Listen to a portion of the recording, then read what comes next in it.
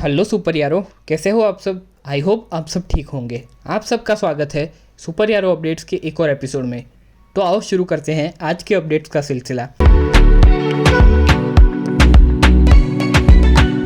पहले एमसीयू से related updates देख लेते हैं। स्पाइडरमैन नो वे होम का एक्सटेंडेड कट ग्लोबली रिलीज होने वाला है। इंडिया में ये 2 सितंबर 2022 को रिलीज होगी। मैं तो डेफिनेटली देखने जा रहा हूँ। आप जाओगे या नहीं कमेंट्स में जरूर बताना। आगे आर्थर हैरो का कैरेक्टर प्ले कर रहे एक्टर ईथन हॉक ने एक इंटरव्यू में शेयर किया कि मार्वल डायरेक्टर फ्रेंडली नहीं है बट श्योरली एक्टर फ्रेंडली है। आगे उन्होंने कहा कि केविन फाइगी समझ चुके हैं कि मूवी के सक्सेस में एक्टर्स का पार्ट कितना इंपॉर्टेंट होता है। एक एक्टर किसी पार्ट को प्ले करने के लिए एक्साइटेड हो तो फैंस भी उस पार्ट को एंजॉय करते हैं। केविन फाइगी इस बात को समझ गए हैं। मार्वल स्टूडियोज इस चीज को लेकर काफी रिस्पेक्टफुल है। आगे उन्होंने ये भी शेयर किया कि उनकी बेटी माया हॉक जो स्ट्रेंजर थिंग्स में रॉबिन का कैरेक्टर प्ले करती हैं, उन्होंने ईथन को एमसीयू में कैरेक्टर प्ले करने के लिए कन्विंस किया था। नेक्स्ट, फेज 4 पर चल रहे क्रिटिसिज्म को लेकर रूसो ब्रदर्स ने अपना स्टेटमेंट दिया है। एंथनी ने कहा कि इन्फिनिटी सागा की मूवीज के ओवरवेलमिंग सक्सेस की वजह से कुछ फैंस को फेज 4 में मार्वल जो भी एक्सपेरिमेंट्स कर रहा है वो उतने पसंद नहीं आ रहे हैं। ऐसा जरूरी नहीं है कि हर मूवी को ग्लोबली सब पसंद करे। आगे उन्होंने खुद का एग्जांपल शेयर करते हुए कहा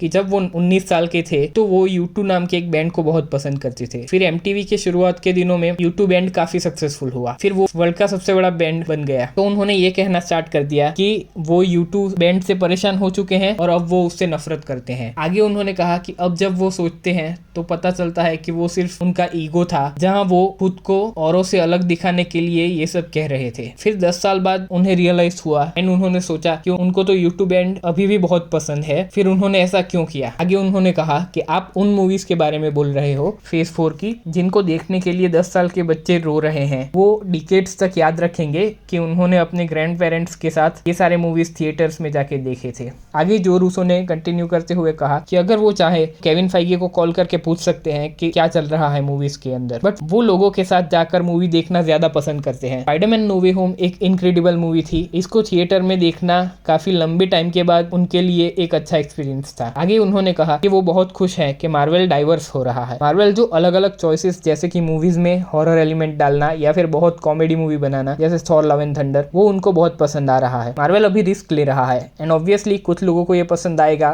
तो कुछ को नहीं। बट अच्छी बात ये है कि वो सेम चीज रिपीट नहीं कर रहे जो उन्होंने 10 सालों तक की है। वो एक अलग डायरेक्शन में प्रोग्रेस कर रहे हैं। अब यहाँ पर मैं ऐसा नहीं कह रहा कि मार्वल जो करे वो सब अच्छा ही है एंड हमें अपना बार बहुत लो सेट करना चाहिए, वरना हमें एवेंजर्स एंड गेम लेवल की मूवीज नहीं मिलेंगी। मैं ये कह रहा हूँ एक चांस देना चाहिए मार्वल को, क्योंकि सिर्फ एक movie Thor love and thunder को इतना फनी बनाने की वजह से और कुछ VFX के चलते ऐसे स्टूडियो को क्रिटिसाइज करना जिसने हमें इन्फिनिटी सागा दी वो गलत होगा। आपके क्या थॉट्स हैं कमेंट्स में जरूर बताना। आगे मार्वल स्टूडियोज के स्पाइडरमैन फ्रेशमैन ईयर से एक अपडेट है, जहां टॉम हॉलैंड इस एनिमेटेड सीरीज में स्पाइडरमैन को अपनी वॉइस नहीं देंगे। अभी ये डिसाइड नहीं हुआ है कि कौन स्पाइडरमैन को अपना वॉइस देगा। नेक्स्ट, कमाला की पावर्स पहले कुछ इस तरह दिखने वाली थी मिस मार्वल में, जो आप अभी स्क्रीन पर देख सकते हो, जहां वो न्यू जर्सी सिटी में ट्रैवल करने के लिए ऐसे पाथ्स का यूज करने वाली थी, लेकिन बाद में उसे चेंज कर दिया गया। ऑल्सो एपिसोड 5 में जब कमाला नूर डायमेंशन का वेल क्लोज करती है तब वहां इनिशियली उसकी माँ और नानी भी होने वाले थे, जो कि आप इस कॉन्सेप्ट आर्ट में देख सकते हो। Next, Thor love and thunder में जब ज़्यूस थॉर के कपड़े निकाल देता है तो वहां हमें थॉर के बैग पर टैटूज देखने को मिलते हैं, जिसमें एक लोकी लिखा था। उसके साइड में एक लेटर जैसी चीज पर कुछ लिखा था जो इतना क्लियर नहीं था। अब उसकी एक डिटेल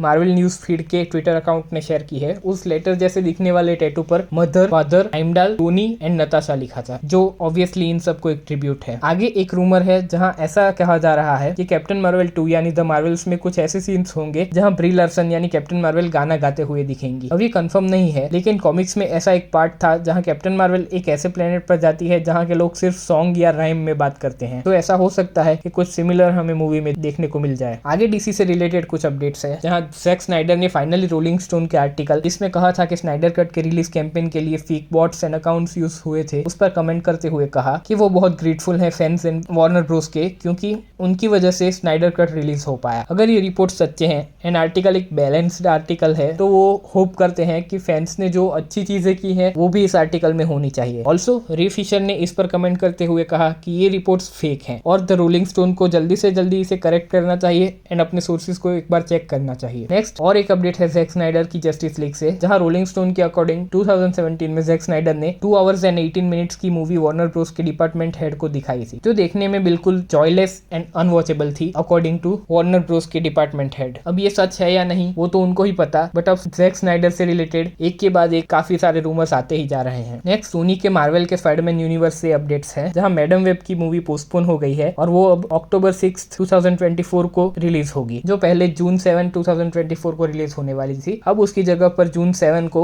इंसीडियस 5 रिलीज होगी। देन एक नेटफ्लिक्स से रिलेटेड अपडेट है। नेटफ्लिक्स वाइस प्रेसिडेंट मैथ्यू थनेल, जिनको स्ट्रेंजर थिंग्स ढूंढने का क्रेडिट आता है, उन्होंने एक स्टेटमेंट में कहा कि वो चाहते हैं कि उनका अपना स्टार वॉर्स या फिर हैरी पॉटर जैसा यूनिवर्स हो, ताकि वो ऐसी सीरीज एंड मूवीज बना सके जिस पर कंटिन्यूअसली डेवलपमेंट हो सके, जैसे स्टार वॉर्स के movies and spin off series या फिर हैरी पॉटर और फैंटास्टिक बीस्ट जैसी मूवीज। उन्होंने कहा कि वो अपनी ओर से पूरी कोशिश कर रहे हैं, पर ये चीज रातों रात नहीं बन सकती। लास्ट में डिज्नी के पिक्चर से एक अपडेट है, जहां लाइटईयर मूवी 3 अगस्त से डिज्नी प्लस हॉटस्टार पर अवेलेबल हो जाएगी। आज के लिए बस इतना ही, कल मिलेंगे न्यू अपडेट्स के साथ। अगर ये एपिसोड अच्छा लगा तो लाइक करना, शेयर करना और ऐसे डेली अपडेट्स के लिए मेरे चैनल को सब्सक्राइब करना।